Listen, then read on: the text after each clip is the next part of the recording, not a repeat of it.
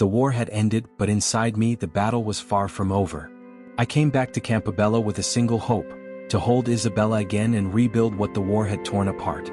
But when I stepped off that dusty train, something in the air felt wrong. People avoided my eyes. Old friends crossed the street. My name, once spoken with respect, now seemed like a shadow no one dared mention. I walked through the narrow streets that smelled of wet stone and olive oil, the same streets where Marco and I played as boys. But now, every wall whispered betrayal. My brother, my blood. He had promised to protect my home, to keep Isabella safe.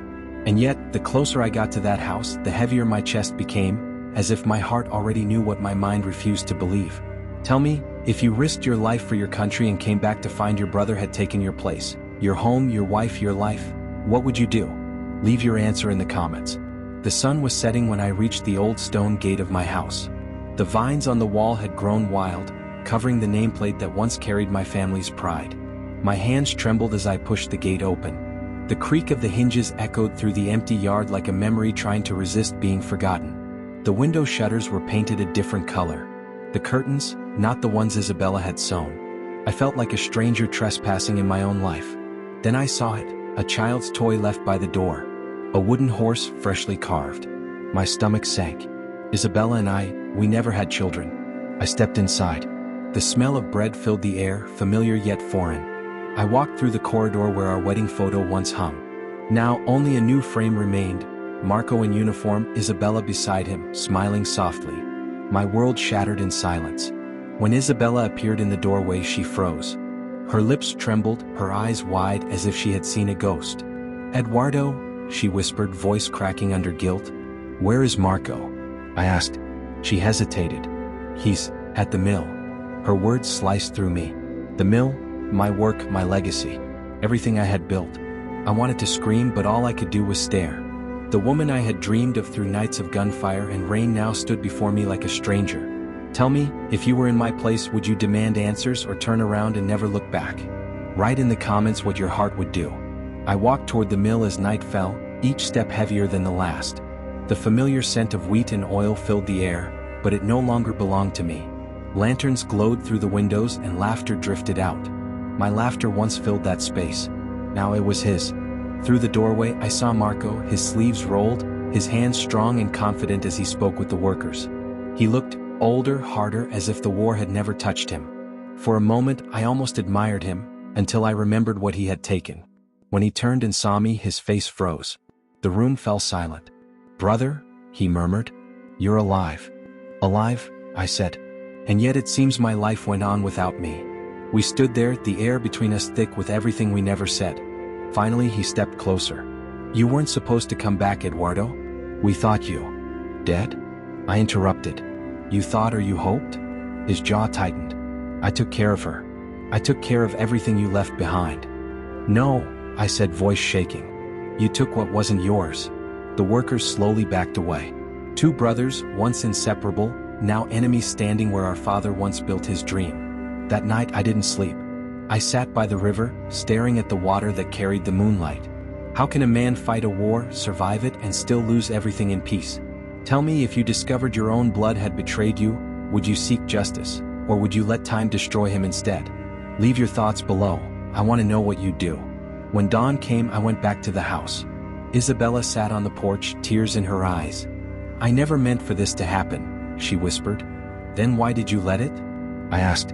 "He told me you were gone, that they found your dog tags near the border." I turned away, my throat burning. "So you moved on that quickly?" Her voice broke. "I waited for 2 years, Eduardo. 2 years of silence, fear, and loneliness. I didn't fall in love with him out of betrayal. I fell because I couldn't stand the emptiness anymore. I wanted to hate her. God knows I tried. But love doesn't die. It only changes shape, becomes something twisted, sharp." "Do you love him now?" I asked. She looked down. "I don't know. If you were me, could you forgive her? Could you forgive either of them? Write in the comments. Your heart might see what mine cannot." I left the porch without another word. The streets of Campobello were quiet, but not silent. Whispers followed me wherever I went. Faces peeked through curtains. They all knew. Everyone had watched my life being replaced piece by piece, while I was bleeding on a foreign field. I stopped by the church. Father Giulio was sweeping the steps, his eyes heavy with pity.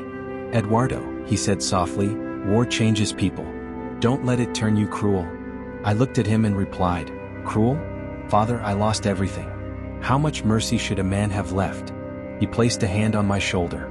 Enough to save your soul. But my soul already felt gone. That evening Marco came to see me. He brought a bottle of wine, our father's last one. We should talk, he said. About what? I asked. About how you lied to her. About how you buried me before I was dead. He sighed. I didn't plan this, Eduardo. I swear. When we thought you were gone, I tried to keep her safe. One night became another, and before we knew it, we were together. Together? I repeated, the word bitter in my mouth. You call that love? He looked down, guilt flickering in his eyes. She needed someone. I was there. You weren't. And now that I am? He hesitated. Now, I don't know what to do. I stood and faced him. Then I'll decide for both of us. Days passed. The air grew colder. Isabella avoided me, but I saw the fear in her eyes every time I crossed the village. Marco pretended nothing had changed, but he couldn't meet my gaze anymore. Rumors spread, that I'd kill him, that I'd leave again, that I'd burn the mill to the ground. Maybe I should have. But revenge never felt right. It wasn't victory I wanted, it was truth. So one night, I went to the attic where my father's old letters were kept. There, hidden under dust and moths, I found one written to Marco, dated before I left for the front.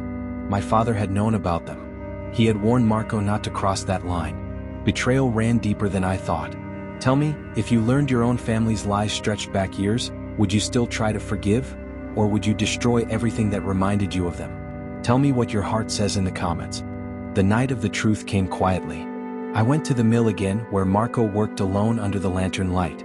The river beside it whispered like a witness to what was about to happen. He saw me and froze. It doesn't have to end like this, he said. You're right, I replied. But it will. I placed Father's letter on the table between us. He looked at it, his hands trembling. You found it? I found everything, I said.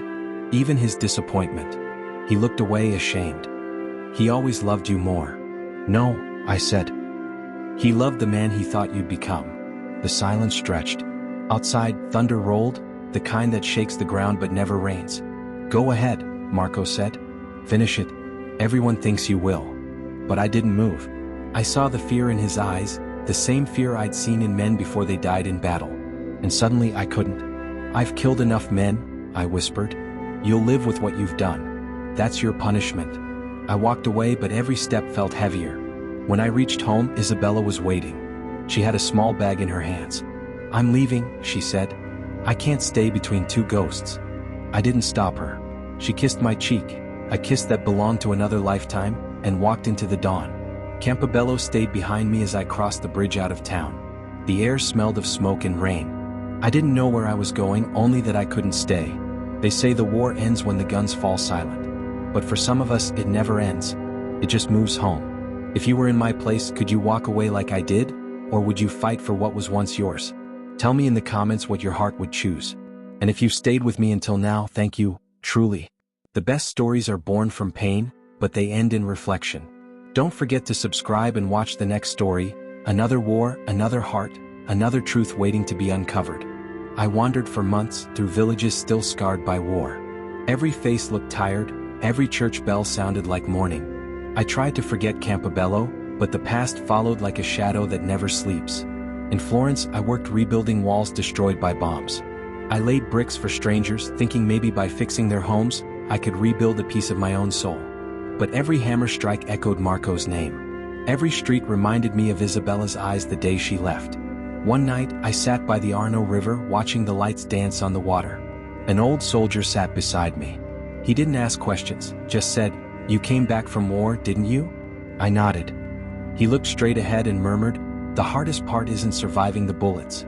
It's surviving yourself afterward." He was right. Years passed. I never married again. I heard that Marco and Isabella moved away, no one knew where. Sometimes I imagined they built a life together, maybe even had the child whose toy I saw that day. Did I forgive them? I don't know. Forgiveness isn't a moment, it's a wound that closes so slowly, you stop noticing when it stops bleeding. But one winter morning I received a letter. No name, only a few words, "He's gone." He asked me to tell you he was sorry. I didn't need to ask who it was from. I went to the old church that same day and lit 2 candles. One for the brother I lost twice and one for the woman I never stopped loving. As the wax melted, I realized something. Sometimes peace isn't about justice. It's about letting the war inside you finally end. So tell me, if you had lived this story, would you forgive? Would you write back? Or would you let silence be the only answer left? Leave your heart in the comments. I want to hear it. And thank you for staying until the end. If this story touched you, subscribe and join me in the next one. Another soul, another war, another truth buried in time.